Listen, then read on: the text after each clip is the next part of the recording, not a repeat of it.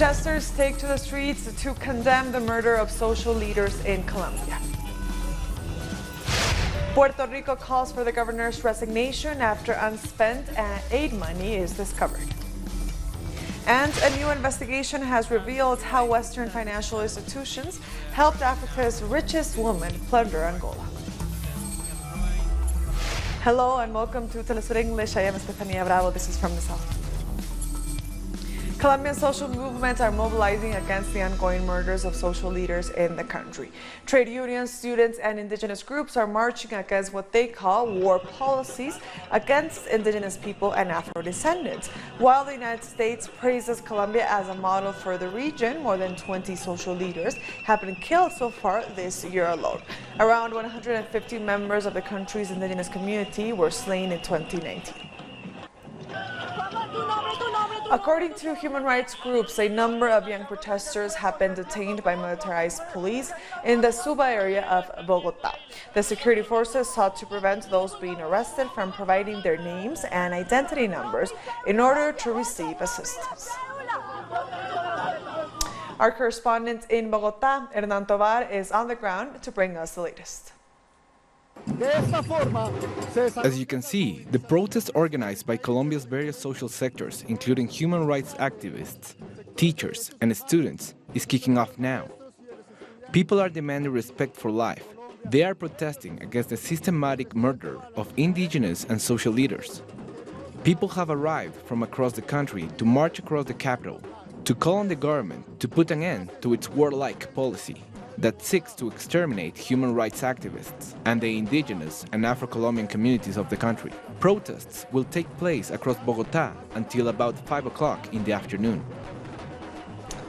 The far-right administration of Brazilian President Jair Bolsonaro has brought a criminal charge against Pulitzer Prize-winning journalist Glenn Greenwald. The U.S.-born journalist who lives in Rio de Janeiro has exposed corruption at the highest level of Bolsonaro's government.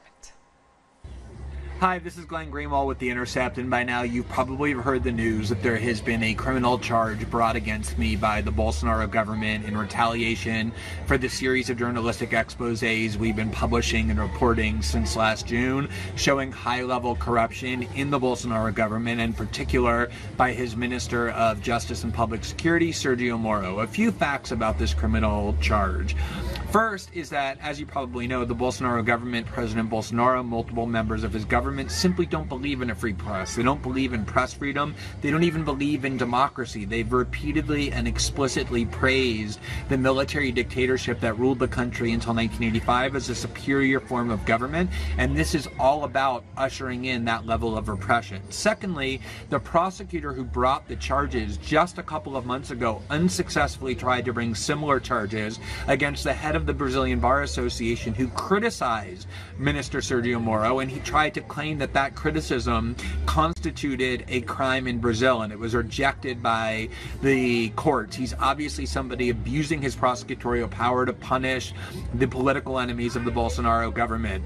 Third, the federal police conducted a comprehensive investigation of our reporting, of our sources, and concluded in a report published just a couple of months ago that everything shows that I never committed any crime. Much to the contrary, I always exercised what they called the highest level of professionalism, caution, and responsibility in ensuring that I was doing my work as a journalist and never got anywhere near a crime. We're going to defend a free press like we always have. We're not going to be intimidated by the Bolsonaro government. I'm continuing right this very minute to work on our next series of stories. This is an attack on Brazilian democracy. The former Brazilian President Luis Ignacio Lula da Silva has tweeted in support of Greenwald. He said, "All my solidarity to journalist Glenn Greenwald, who was a victim of another blatant abuse of authority against freedom of the press and democracy." Our correspondent in Brazil, Brian Meir, brings us the details. The term lawfare is used to define an illegal process in which the law is perverted and twisted around to persecute and annihilate a political enemy. Last year, Pulitzer Prize-winning journalist Glenn Greenwald proved to the world that Judge Sergio Moro, while overseeing the Lava Jato investigation, employed lawfare tactics to politically persecute former President Lula and put him in jail with the deliberate goal of removing him from the 2018 presidential elections to help Jair Bolsonaro win the presidency. Now, Jair Bolsonaro turned around and rewarded Moro with the justice minister position for that. Now the public prosecutor's office, which is overseen by Sergio Moro's justice ministry, has employed a lawfare tactic against Glenn Greenwald himself by accusing him of illegal hacking, money laundering, related to the social media conversations that Greenwald's newspaper, The Intercept, released last year. In an unusual move, there was no investigation against him before the charges were filed, which show that, once again, this is a perversion of the law. The law is being used illegally to persecute Glenn Greenwald out of revenge for the revelations he made against Moro last year. About the charges, Greenwald says this is a clear attack on freedom of the press. And right-wing congressional president Rodrigo Maya agreed with him today in a tweet, saying the same thing. These charges represent an attack against the freedom of the press.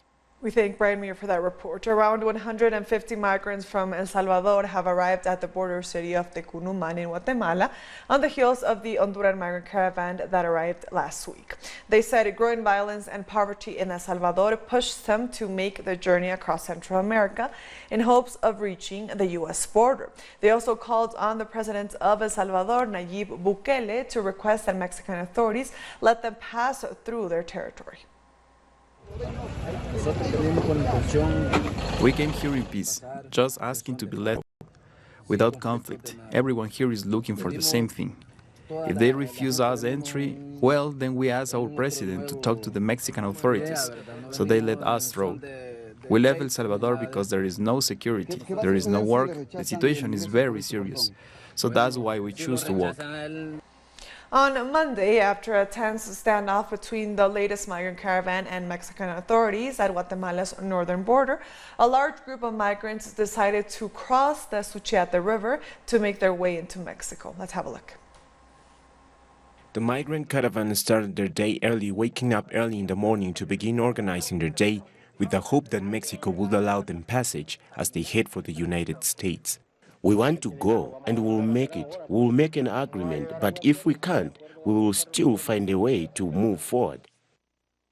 The caravan reached the Rodolfo Robles International Bridge, where the leaders asked the migrants to wait until all the papers were presented to Mexican authorities with the hopes of getting safe passage through Mexico.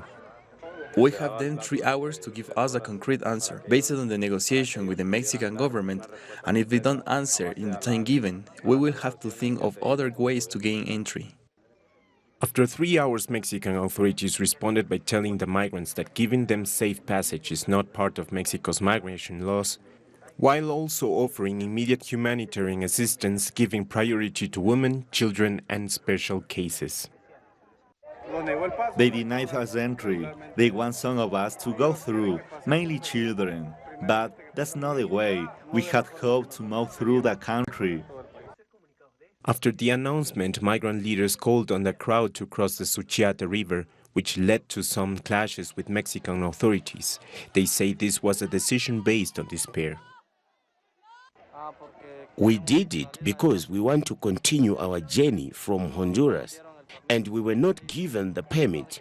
We want to work, even if in Mexico, so we can work for our children. Meanwhile, the Mexican government has announced they will maintain a migrant support program for those who legally stay in the country. But in the cases of those who enter through irregular means, it will implement a return program towards their countries of origin. The Mexican Foreign Minister Marcelo Ebrard spoke about the need to address the causes of Central American migration at a news conference today. In the case of Honduras, there are 2 programs that Mexico is supporting. One is called Young People Building the Future, and the other is called Sowing Lives. The latter is more rural-based, while the former is more urban. These are programs that directly pass resources to the beneficiaries. There is no intermediary. It's direct. We still don't have what we need, but we understand that Mexico has to support the creation of jobs in these countries. We've spoken to other countries like the United States. We've said, when are you going to invest? When are we going to see the responsibility of others? That's all Mexico is demanding. This is the most intelligent kind of investment we can make.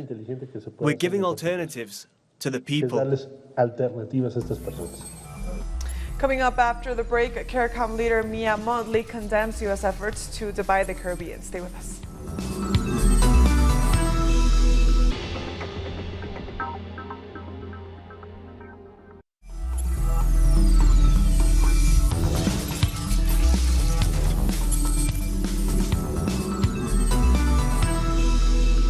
Welcome back to From the South. Protesters in Puerto Rico took to the streets of San Juan to call on the governor's resignation following the discovery of unused emergency aid dating back to 2017. Governor Wanda Vázquez fired the island's emergency official following the discovery of the aid, some of which was sent after Hurricane Maria hit the island over 2 years ago. This incident comes only days after a series of earthquakes hit the island, displacing thousands and dealing another blow to its infrastructure. Recently, U.S. President Donald Trump declared a major disaster in Puerto Rico while also placing tougher restrictions on billions of dollars in delayed hurricane relief. The president of Venezuela's National Assembly, Luis Parra, has announced he will request an investigation into the resources provided by the United States to the country's opposition lawmakers. This comes after the United States Agency for International Development, or USAID, admitted that since 2017 they have given around $467 million to the Venezuelan opposition, in particular to the self-proclaimed President Juan Guaido. Allegedly, the funds were given to privatized organizations through contracts, donations, or cooperation agreements with the Guaido-led opposition. However, USAID has not disclosed the list of the organizations that received their funds. Venezuelan Foreign Minister Jorge Arreaza is currently in Iran for an official visit. After meeting with his Iranian counterpart, Arreaza spoke about the importance of maintaining alliances between both nations as they both have to deal with a U.S. blockade, while also condemning the role of mainstream media in promoting imperialist interests. The Islamic Republic of Iran has dealt with aggressions and so-called sanctions for decades.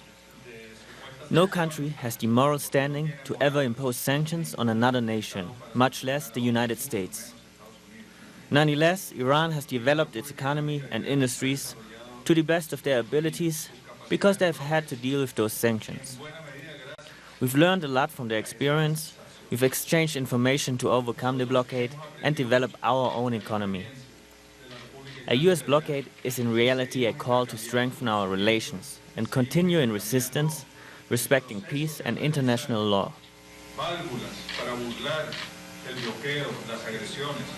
The countries which are attacked are the ones that go against the tide and defend their own people, that stand up to imperialism. But that makes us subject to media and psychological plots to distort reality. Iran, Venezuela, Syria, Nicaragua, Cuba, any of the countries that fight imperialism is subject to disinformation campaigns and fake news. That is our reality. And we have to make a great effort to overcome it. Corporate media around the world needs to understand that despite their large resources used for lies, we need to show the truth. The positive as well as the negative, that is the main challenge for the countries under attack. CARICOM head Mia Motley says her country will be boycotting a meeting with U.S. Secretary of State Mike Pompeo that's taking place in Jamaica. The Barbados Prime Minister said the decision was taken as only some regional heads were invited, a move she dubbed divisive. I am conscious that in the next week questions will be asked as to whether the Barbados Foreign Minister happened to be missing from a meeting in Kingston in Jamaica that will take place on Tuesday. And we don't look to pick fights. I don't look to pick fights. But I am conscious that if this country does not stand for something, then it will fall for anything. As chairman of CARICOM, it is impossible for me to agree that my foreign minister should attend a meeting with anyone to which members of CARICOM are not invited. If some are invited and not all, then it is an attempt to divide this region.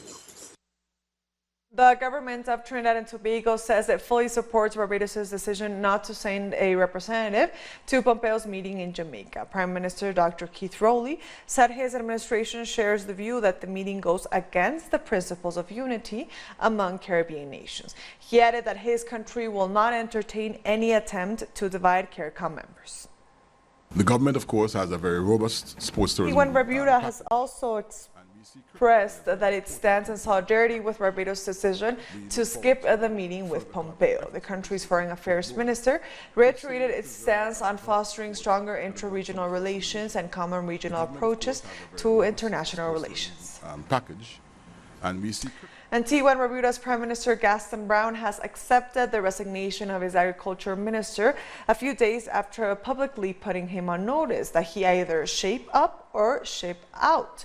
Over the weekend, Prime Minister Brown admitted that the minister failed to meet his objectives during his tenure.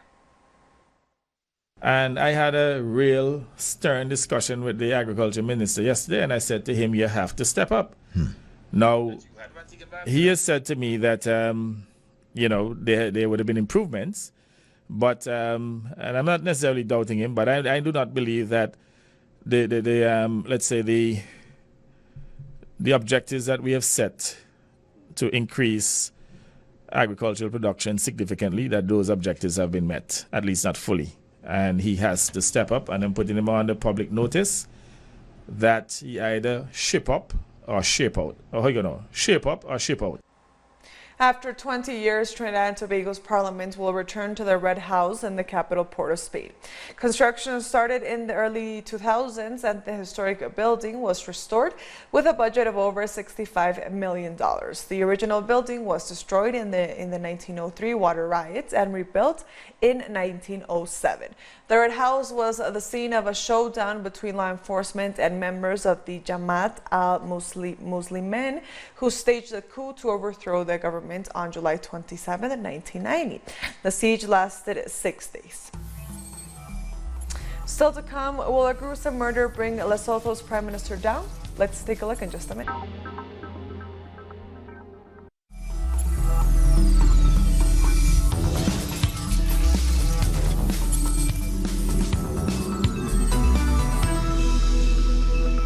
Welcome back to From the South.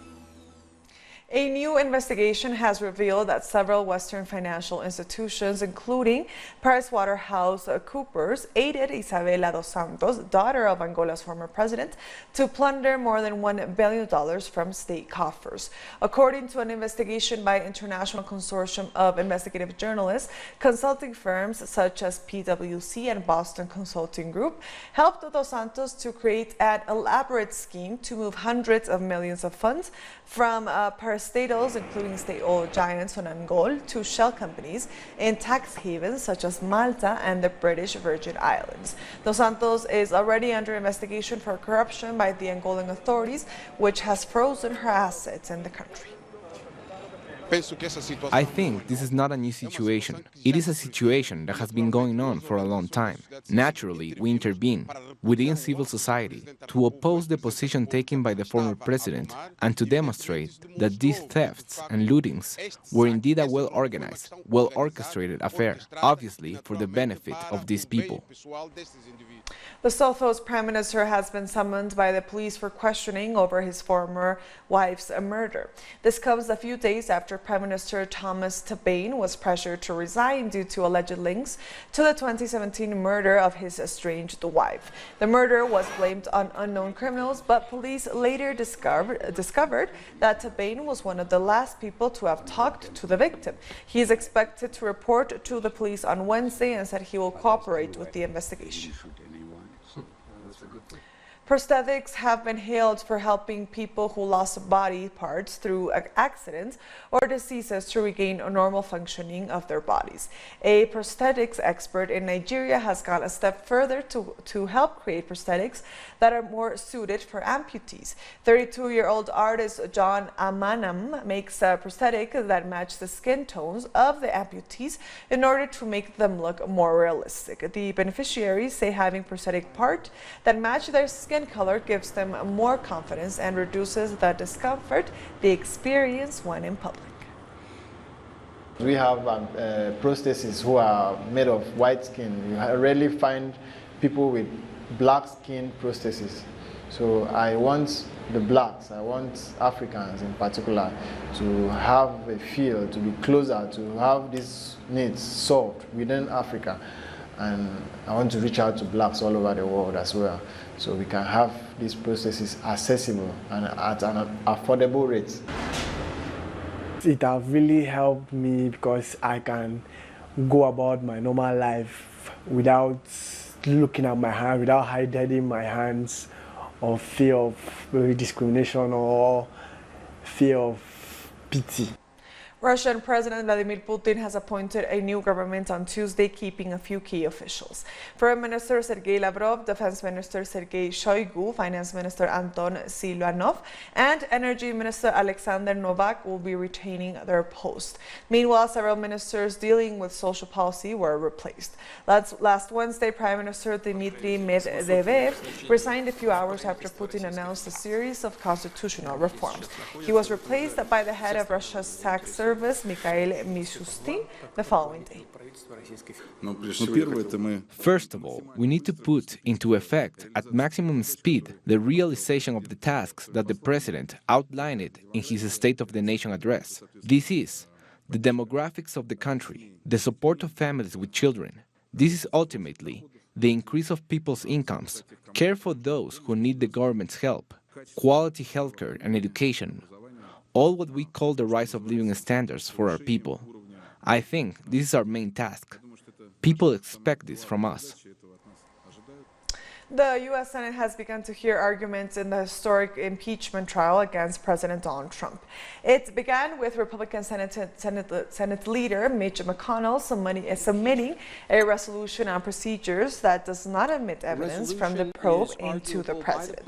McConnell also proposed the Congress to schedule the impeachment trial and prevent witnesses from being subpoenaed until both sides have finished arguing their case. This prompted Democrats to accuse the right-wing faction of attempting to cover up evidence that Trump abused his powers. Demonstrators gathered in the British capital, London, to protest against the arrival of Venezuelan right-wing opposition figure Juan Guaido. The protesters condemned the UK for legitimizing the pretender to the Venezuelan presidency, whose support in his home country has dwindled following a number of failed coup attempts. Due to his lack of domestic strength, the United States-sponsored Guaido is looking to curry favor with right-wing governments around the world. The demonstrators called for him to be put on trial.